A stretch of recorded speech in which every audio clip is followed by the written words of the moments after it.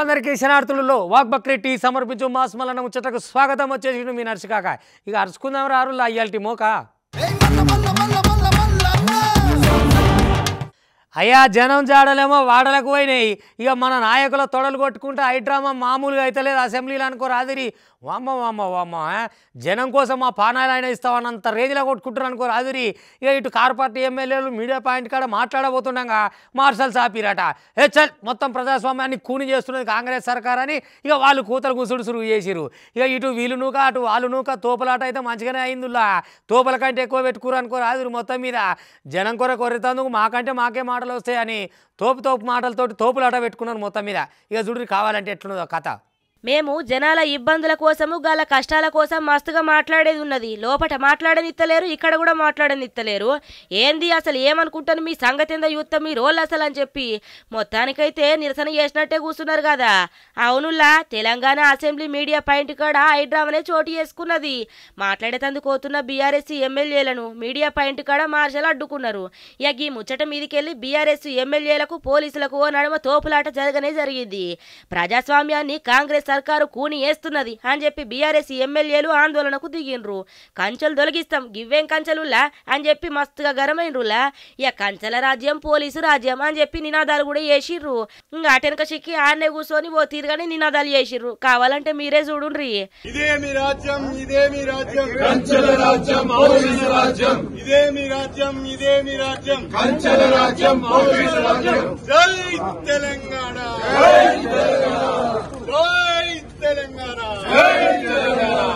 అది చూసినారులా ఇవేం కంచెలట కంచెల ముచ్చట బీఆర్ఎస్ వాళ్ళే చెప్పాలా మర్చిపోయినట్టున్నారు అని అంటున్నారు మరి ఈ ముచ్చట చూసిన పబ్లిక్ అంతా కూడా జనాల కోసం మస్తుగా మాట్లాడాలా లోపల ఎట్లా మాట్లాడనిత్తలేరు గీడ కూడా మాట్లాడియారా మమ్మల్ని చెప్పుండ్రి మీడియా తోటి మాట్లాడద్దా మేము మీరెట్లా అడ్డుకుంటారు వయా అని చెప్పేసి మొత్తం మీద బీఆర్ఎస్ వాళ్ళు గీ తీరుగా చేసిర్రులా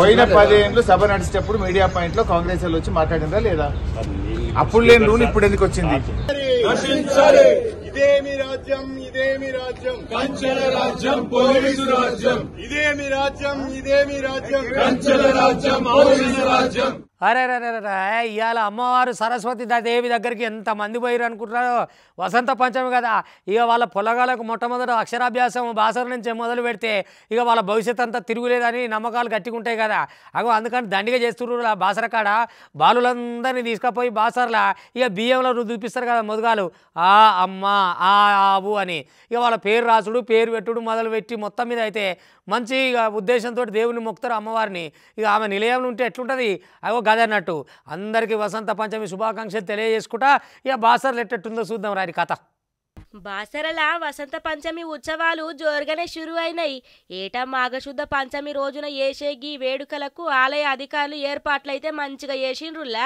చదువుల తల్లి జన్మదినం సందర్భంగా మాత సన్నిధిలో అక్షర శ్రీకారం నిర్వహించుకుంటే ఇక గల చిన్నారులు ఉన్నత విద్యావంతులు అవుతారని చెప్పి భక్తుల నమ్మకం అన్నట్టు ప్రతి ఏటా వందలాది మంది చిన్న పిల్లగాళ్లకు అక్షరాభ్యాస పూజలు జరుగుతాయి ఇక్కడ ఇలాగే ఉత్సవం సందర్భంగా పొద్దుగాల 2 గంటల నుంచేలే మంగళ వాయిద్య సేవ సుప్రభాత సేవలతోని ఉత్సవం షురు అయిందుల్లా 2:30 నుంచి అమ్మవారికి మహాభిషేకం అలంకరణ నివేదన చేసిండ్రు అటనక సిక్కి అక్షరాభ్యాస కుంకుమార్చన పూజలు కూడా షురు అయినాయి ఇక పొద్దుగూకి 7 గంటలకు అమ్మవారి పల్లకి సేవ నిర్వహించిండ్రు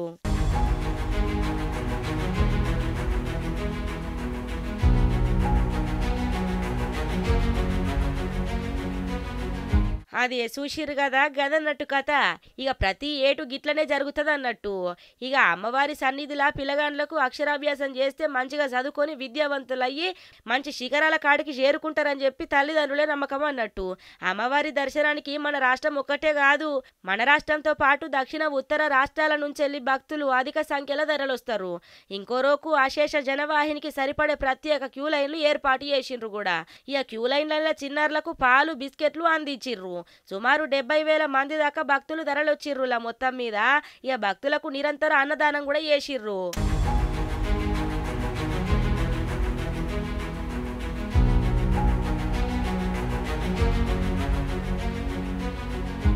నువ్వు భలే ఉన్నావా జగన్, నీ సోపతద్దు నువ్వు వద్దు, నీ నమ్ముకొని నిన్ను నమ్ముకొని కూర్చుంటే ఎండలో కూర్చోబెట్టినట్టే ఉన్నది కదా మా పరిస్థితి. ఏం చక్కదనం నిన్ను నమ్ముకుంటే నీకు గాలి వద్దు, నీ గాలి పంక ఫ్యాన్ వద్దు బా. మేము ఊకే సైకిల్ ఎక్కుతామని ఇప్పటికే 4 ఎమ్మెల్యేలు ఎంపీలు అందరితో వాడుతున్నారు కదా.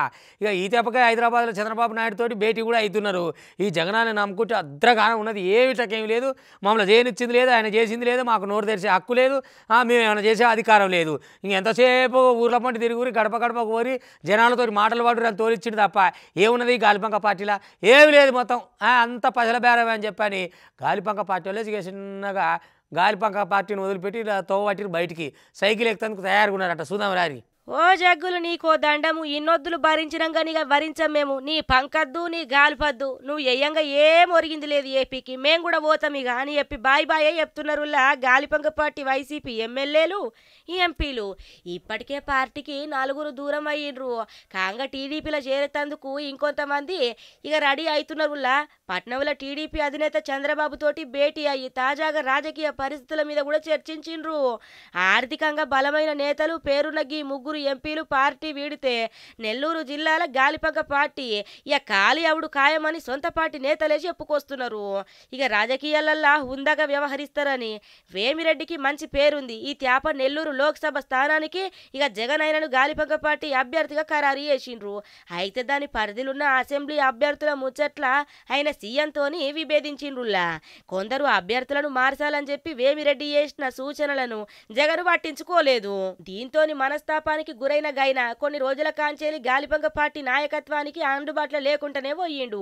ఈ నేపథ్యంలో వేమిరెడ్డి దంపతులను టీడీపీ నేతలు ఇక తమ పార్టీలకు ఆహ్వానించిండ్రు.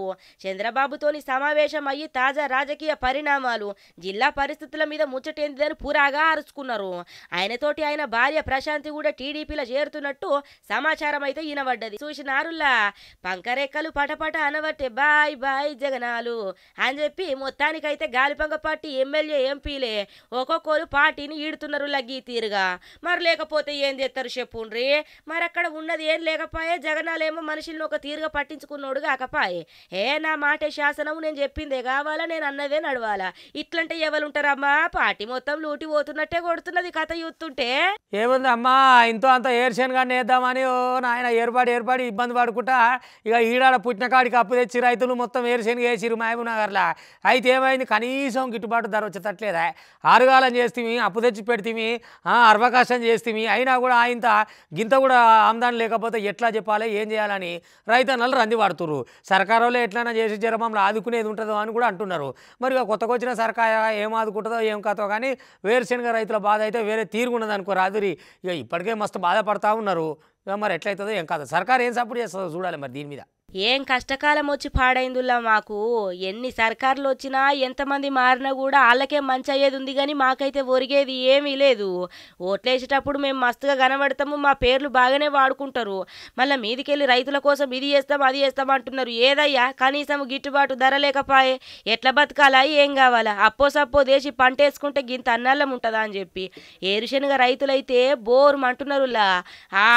ఏరుశనగ రైతుల పరిస్థితి రోజు రోజుకు దయనీయంగానే మారిపోతున్నది. ఆరుగాలం కష్టపడి పండించిన పంటను అమ్మబోతే ధరలు చూసి బంబేలెత్తిపోతున్నారు. ఇక మాకు కనీసం పెట్టుబడి కూడా వచ్చే పరిస్థితి లేదని ఆవేదన వ్యక్తం చేస్తున్నారు. పాపము పరిస్థితి చాలా ఘోరం సార్. బహుశా ఇక్కడ వచ్చేసి రైతులు అనేది చాలా ఇబ్బందిలో ఉన్నారు. మొత్తం తక్కువ రేటుకి ఇచ్చేసి పళ్ళు అప్పుడే మేము పెట్టుబడి కొనేటప్పుడేమో 1000 పెట్టి కొంటున్నాము. బహుశా ఇక్కడికి వచ్చే వాళ్ళకేమో పూర్తా మమ్మల్ని రైతులను కేర్ చేయకుండా పూర్తా ఇంత చీప్గా చేస్తే ఒక్కొక్క రైతు వచ్చి కావున 3 days 4 days ఇక్కడ దోమలకు తిండి తిప్పాలు లేకుండా దుమ్ములో వచ్చేసి ఏదో ప్యూర్ వచ్చింది సార్ అందరికీ రైతులకు. చాలా నైట్ తిప్పాలు వేసి ఇట్లా కవర్లు రాసుకొని ఏదో సంచులు కప్పుకొని అనుకుంటుండ్రు. బహుశా వచ్చేసి చాలా ఇబ్బంది ఉంది సార్.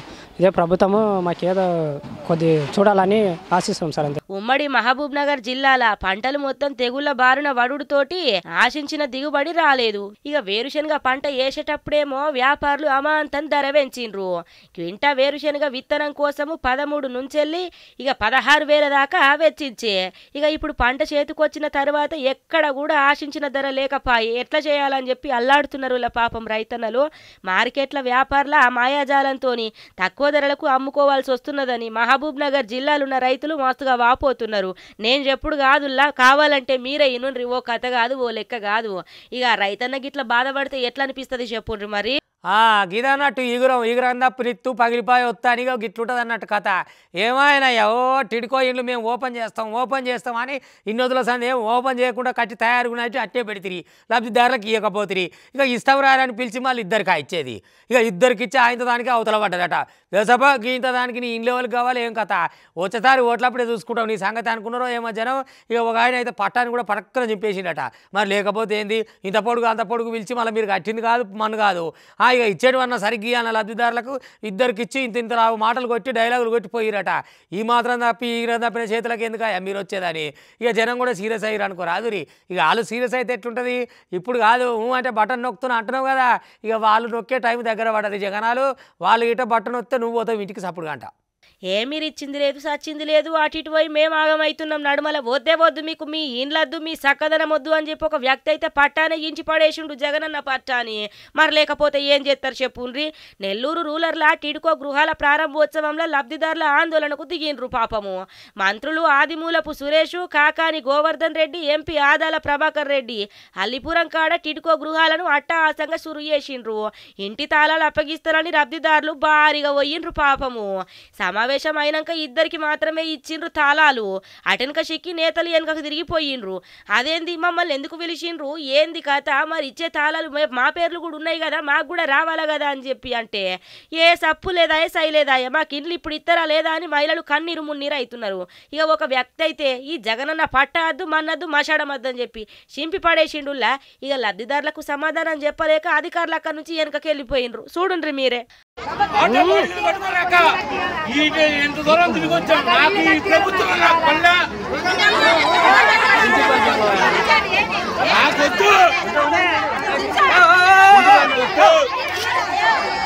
మంచి పని చేశాడు.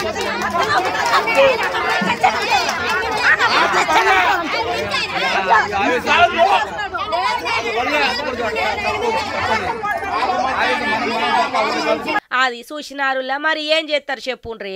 పేర్లేమో జనాలది, సొమ్మేమో ఇల్లు దొబ్బక తినాలా. ఇదే నడుస్తా ఉన్నది ఏపీలా. ఏమంటే ఎడవకాలు పెట్టి ఏపీల కాలు మోపిండో గాని జగ్గులు అప్పటి నుంచి జనాలకు ముదనష్టమై పట్టినట్టే పట్టిండు అని ఇక దుమ్మెత్తి పోతున్నారు రెండు దోషిల బట్టి. ఏ పోరలక్కున వారేది ఎక్కడ పని పాటలేనట్టుంది. తిని కూర్చొని అమ్మాయి కష్టం చేసి చదువురా నాయన అని మంచిగా పైసలు నెల పైసలు పంపుకుంటా వాళ్ళు నానా తిప్పల పడే కాలేజీలలో చేర్పిస్తే ఇక పొరగాలేమో సీనియర్లు జూనియర్లు ర్యాగింగ్లు అని మొత్తం ఆగమాగం చేస్తున్నారట. ఇక ఇక్కడ పెద్ద పెళ్ళి కూడా కట్టిన అయి చూడురి. ఇక సీనియర్ల మేమని జూనియర్లో ఒక పొల్లది జుట్టు కత్తిరి చేసిరట. ఇక ఎట చేయాలి ఏం చేయాలి చెప్పు. ఆ పొల్లకి ఎంత బాధ ఉంటుంది.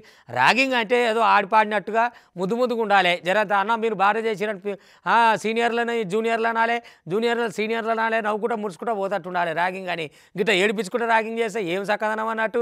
మీ పైశాచికానందం దరిద్రంగా పాడైపోను. ఇక చూడురి. ఇక ఆడికి పోయి వీళ్ళ మీద మరి చర్యలు కూడా తీసుకోవాలని అటు కవిత కూడా వినతి పత్రం ఇచ్చిందట. ఇక ఎవరు వస్తే మాత్రం పొరగాల మనసు మారాలి. ఏదున్నా గిట్టిన ర్యాగింగ్ అంటే ఏడిపించుకుంటే ఉంటుందా. వాయమ్మనే ఈ నడుమ చదువుకునే పొలగాండ్లు ఎట్లా తయారైరు చెప్పుర్రి. ఇక ముట్టుకుంటే మొత్తం కోసుకుపోయేటట్టే ఉన్నారులా. మంచిగా లచ్చలు దార పోసి కాలేజీలలో చదువుకోండి బిడ్డ అంటే నడుస్తలేదు. ర్యాగింగులు కావాలట గీలకు ర్యాగింగులు. అవునుల్లా పెద్దపల్లి జిల్లా రామగుండం సర్కారు మెడికల్ కాలేజీల ర్యాగింగు కలకలం రేపుతున్నది. జూనియర్ మెడికో మీద సీనియర్లు ర్యాగింగ్ చేసిర్రట. ఇక ట్రిమ్మర్ తోటి జూనియర్ జుట్టు కత్తిరించిర్రట సీనియర్లు. చూసినారులా ఎంత అన్నలం ఉన్నదో.